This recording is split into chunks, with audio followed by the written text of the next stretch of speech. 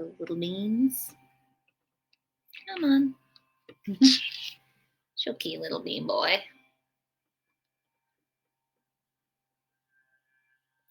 Hello, everyone. This is Liz, Derry Public Library's resident film nerd and one of the reference librarians, and welcome to Wednesday, which is Amazon Prime Day.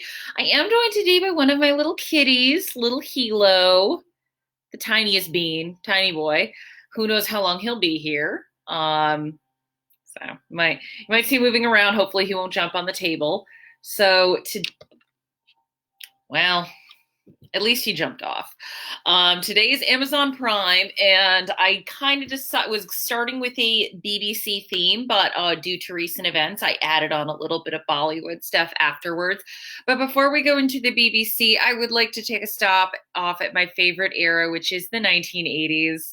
I am an 80s girl at heart, and Prime does have some good 80s recommendations, other than the ones I've already recommended, like Moonstruck and Reds. The first is probably one of the most 80s movies ever made, and that is Desperately Seeking Susan with Madonna and Rosanna Arquette. It is a very fun little movie. Great music. I love the style. It's a movie I never get tired of watching, and I think it holds up extremely well. The second is Some Kind of Wonderful. So this is directed by John Hughes. You probably know John Hughes from The Breakfast Club, Pretty in Pink, very famous writer, but this is one of his lesser known movies, but it's certainly not a lesser movie. I think this movie, it's really sweet. It's definitely a notch up, above, like most John Hughes movies are a notch above a lot of teen movies. They actually tend to take their teen subjects seriously and want to see them as more than just one-dimensional characters. Really sweet film, great performance by Leah Thompson and Eric Stoltz. I would say if you haven't seen it, check it out. Of all of his 80s teen films, this seems to be the one that falls through the cracks the most. And the third 80s film I'm going to recommend is a movie called Liquid Sky. It is a cult classic, and trying to see if I can get the plot down to one sentence. An alien infiltrates new wave punk culture in the city. So yeah, it's weird. Whether or not it was made under the influence of something, I think the answer is probably yes. But as with a lot of movies I love, there's no other movie like it. And for me, that always counts towards something. So on to, I think, definitely a little bit more classy recommendations, although Desperately Seeking Susan and Some Kind of Wonderful are good. The first we're going to do for BBC, these are like BBC, PBS Masterpiece Theater type of shows. They're very popular at the library, so I would like to let people know that if they have Amazon Prime and they're really looking for, and they're missing these shows, they can watch them streaming for free on Prime. The first is Poldark. I know this is a very popular series. A lot of the staff loves it. A lot of patrons love it. So if you're looking to catch up, or if you just want to rewatch, we had Poldark is on Amazon Prime. The other, another series that a lot of people love, The Durrells of Corfu. If you're not familiar with the show, it's about a young woman and her family. They go and live on this little Greek island. They don't have electricity. It's a very, I would say, inoffensive, nice show, but some people want that. And again, very popular show. This one is kind of took me by surprise by how much I liked it initially, which is the Victoria series from 2017. So this is about young Queen Victoria. I'm usually not much for royal stuff, but I was very surprised by how much I liked this show, probably because I think the main actress is fantastic. And the last two are ones that I absolutely, definitely love.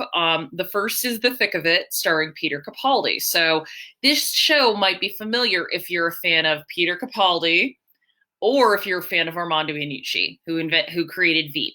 So if you're a Veep fan, and you have not seen the show, watch it immediately.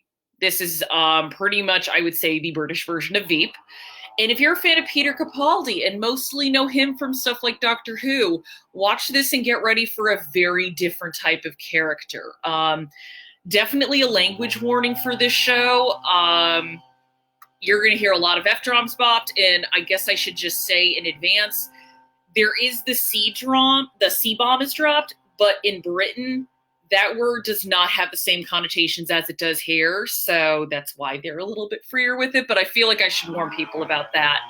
And the other is, I'm kind of on a Little Women kick because the Greta Gerwig movie came out, is the 2017 version of Little Women. So this was done for PBS. It was a 3-episode series with Maya Hawke as Jo and Angela Lansbury, of all people, as Aunt March. And I think this was probably, of all the adaptations, the best overall adaptation of the book, mainly because it has a little bit more time. It has 3 hours. It doesn't have to condense everything into a 2-hour film.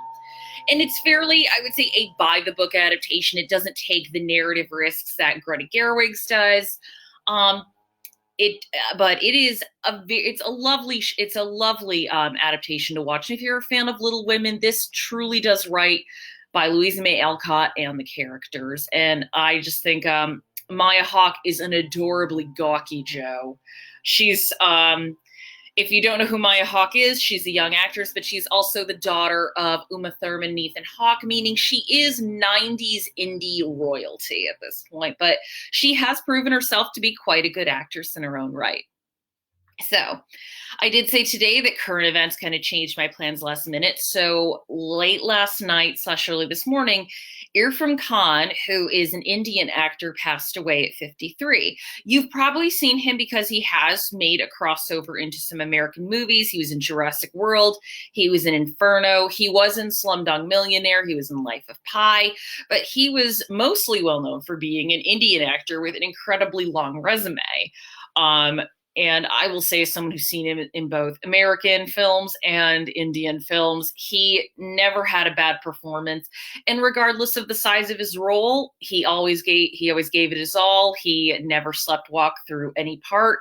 So I looked and saw what Prime had available for films he was in. The first that I will recommend is one I have seen, called Hindi Medium, and it's about a family. They're slightly kind of lower, lower class. I guess they would be kind of what you would consider middle class here, and they want to send their daughter to a more posh and socially upward school, but they have to live within 3 kilometers of the school, meaning they have to become part of a very different class system. It is kind of a social comedy, but that's the reason I love art and I love film, because you can look at stuff from all over the world and say, you know what?